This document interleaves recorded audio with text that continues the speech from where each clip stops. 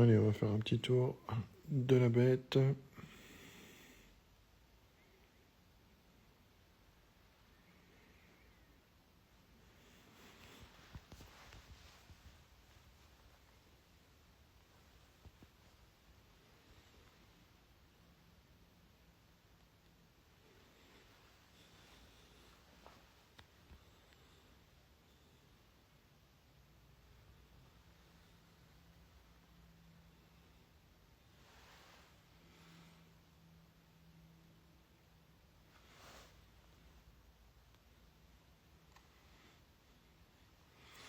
Donc ici on voit, ce sont des raccords type endurance. Donc ça permet de changer les plaquettes sans faire la purge.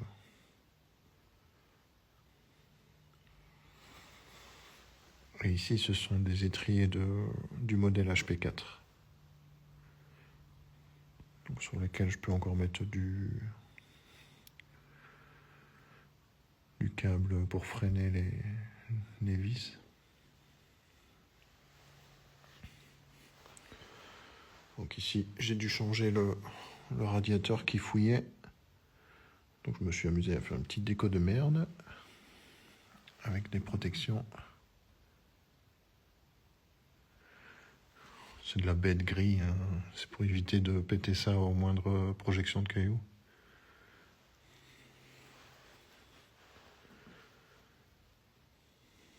Donc ici le pneu que j'ai pas encore changé. Évidemment 300V en 10-40.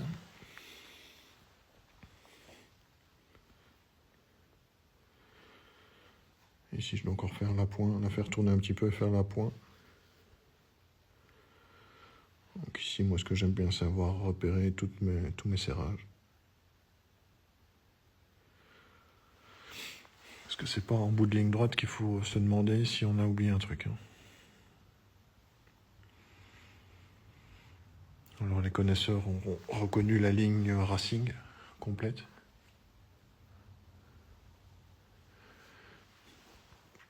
Et j'ai juste un peu peur au niveau du bruit parce qu'apparemment même avec le débit killer c'est quelque chose qui envoie du lourd quoi. Alors dans les pièces qui étaient déjà dessus, il y a les tendeurs. Ça c'est quand même super pratique. Ça permet d'éviter tout ce qui est approximation sur le centrage de la roue arrière. Les protections d'axe qui étaient déjà aussi. Et évidemment sur les motos de piste, on évite tout ce qui est chinoiserie. Parce que c'est pareil, avec les vitesses qu'on prend, on peut pas se permettre qu'il y ait une pièce qui lâche. Sur route c'est moins grave, mais sur piste j'aime mieux avoir l'esprit tranquille. Donc il y a déjà le support de transpondeur, donc ça c'est cool aussi, ça évitera de s'amuser.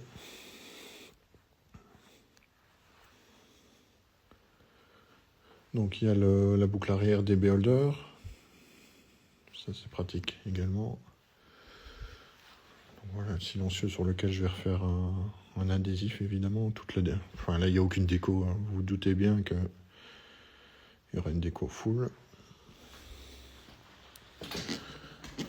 Donc ici exceptionnellement normalement je tourne en Pirelli, mais ici ça sera du slick de chez Dunlop, juste pour le début de la saison. Donc je suis passé sur une chaîne en 520. C'est le même style que j'avais sur la R1 et enfin c'est une connerie, mais au moins j'ai l'esprit tranquille quoi. Il y a certaines choses on ne sait pas trop expliquer. Le pneu c'est un peu comme un feeling et je pense qu'une chaîne en 510, je sais plus comment on dit, 520, 510. Ça aurait fait largement le job, mais bon, ici, je suis sûr que ça pètera pas, quoi. Donc le tendeur, là, il a un peu ramassé, apparemment. Donc ici, je me note aussi tous mes serrages. Encore une fois, sur piste, on s'en fout un peu de noter des trucs directement sur la moto. Alors, au niveau des suspensions, ben, c'est ça qui m'a fait choisir cette moto-là en occasion. Donc on est en full Öhlins, c'est du TTX 36 pour les connaisseurs à l'arrière. Donc c'est vraiment le top.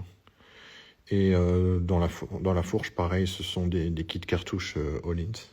Et là, je pense que c'est TTX 25, un truc comme ça. Donc ici, j'avais déjà fait les repérages en blanc et j'avais un stick qui tenait un peu mieux, donc je me suis dit je vais les faire en jaune aussi. Alors ici, j'ai dû inverser la commande parce que moi, j'aime bien tourner en vitesse inversée. Donc la première en haut et les autres en bas.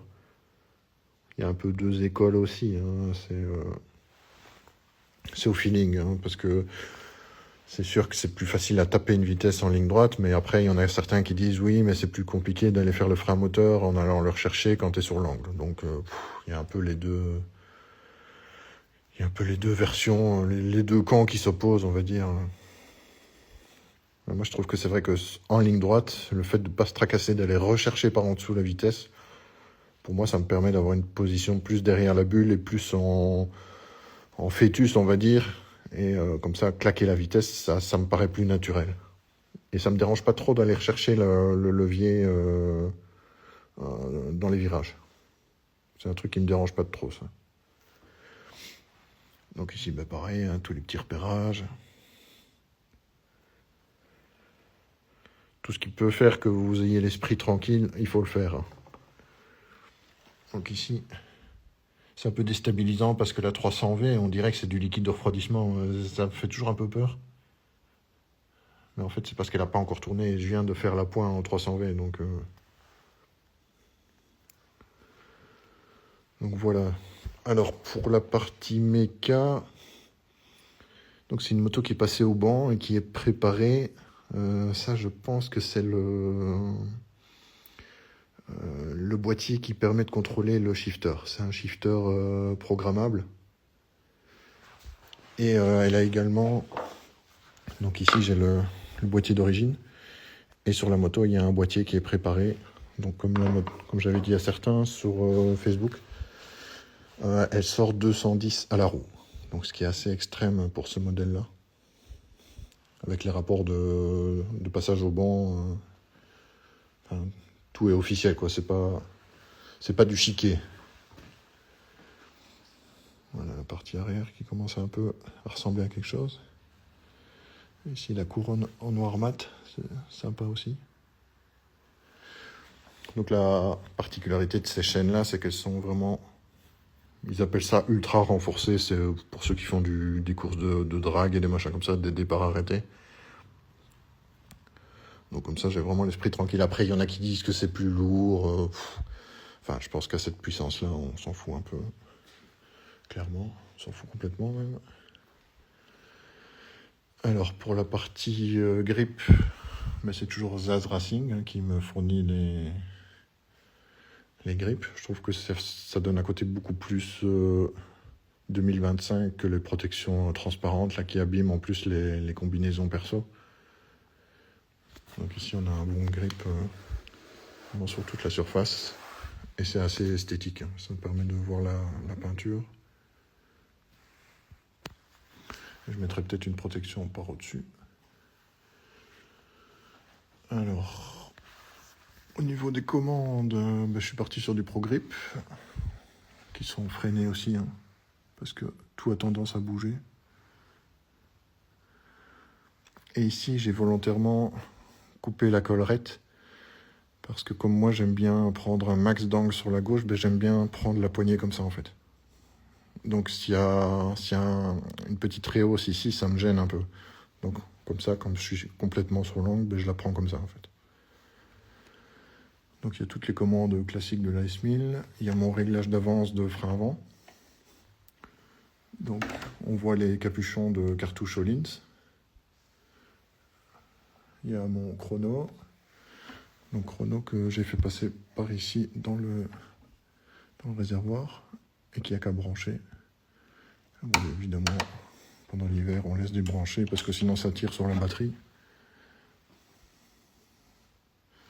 Il y a le contacteur de refroidissement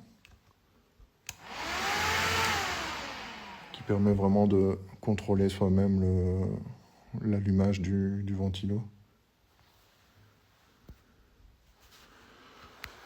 Voilà, donc le radiateur que j'ai remplacé, les cartouches Hollins, les étriers d'HP4,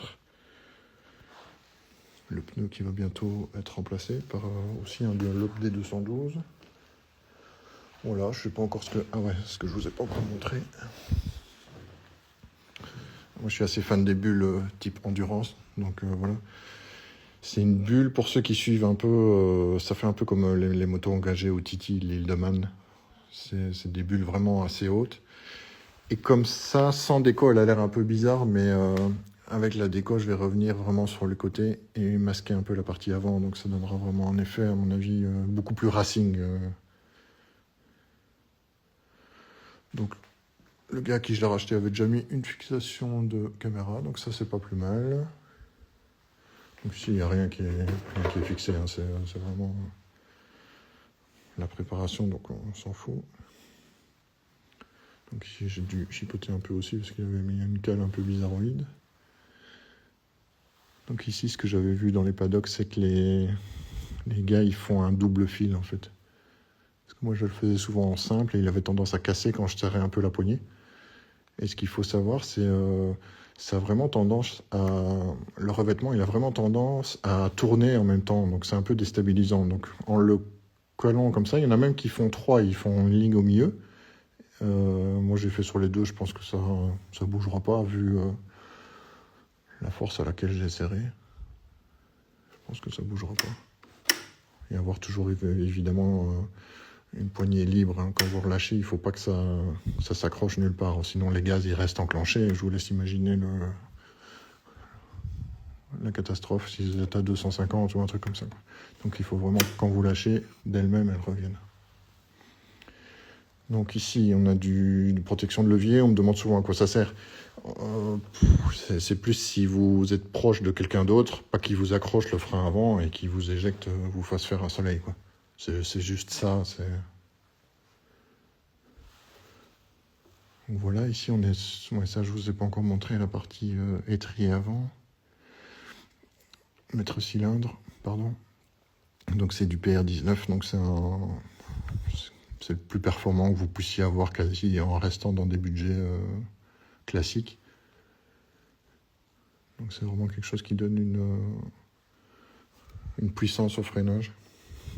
Donc pareil, le gars qui m'a vendu la moto m'a dit au début tu freineras à 3 doigts et puis au 3e tour bah, tu freineras plus qu'à 1 doigt parce que tu verras que c'est largement suffisant. Surtout avec les étriers qu'il a mis là, il m'a dit il n'y aura pas de souci de puissance de freinage. Voilà, je pense que j'ai fait un peu le tour. Au niveau de la prépa, moteur, bah, il me reste plus grand chose à faire, mais il me reste le pneu avant. Il me reste quoi encore? Là, je m'étais prévu les bougies pour la suite, mais je pense pas que je vais les faire tout de suite. L'appoint, parce que là j'ai juste fait le remplissage, j'ai pas encore fait tourner pour faire l'appoint.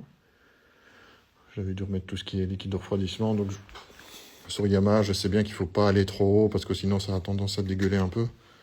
Donc là je l'ai mis là, mais c'est pas impossible que je le remonte un peu, au niveau du vase d'expansion. Et alors ici, il est déjà passé sur un bouchon qui permet une pression un peu plus grosse que celle d'origine. Je pense que c'est 1,8 si je dis pas de conneries. Ça doit être noté dessus. Enfin, là, j'arriverai pas à le voir. Mais je pense que d'origine c'est 1,6 et là il est passé en 1,8 au niveau de la pression. Alors ce que je ne savais pas sur ce modèle-là, c'est qu'il y a déjà un échangeur qui doit être d'huile. Ça, je pense que ce sont des directs d'huile. Avec mes petites fixations là, pareil que je fais toujours à la pince à freiner.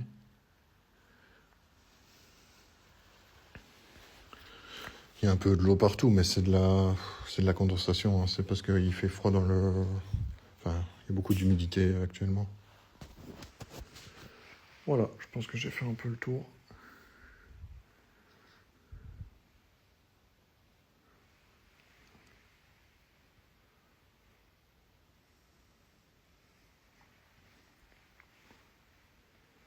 Essayer de faire une vue générale.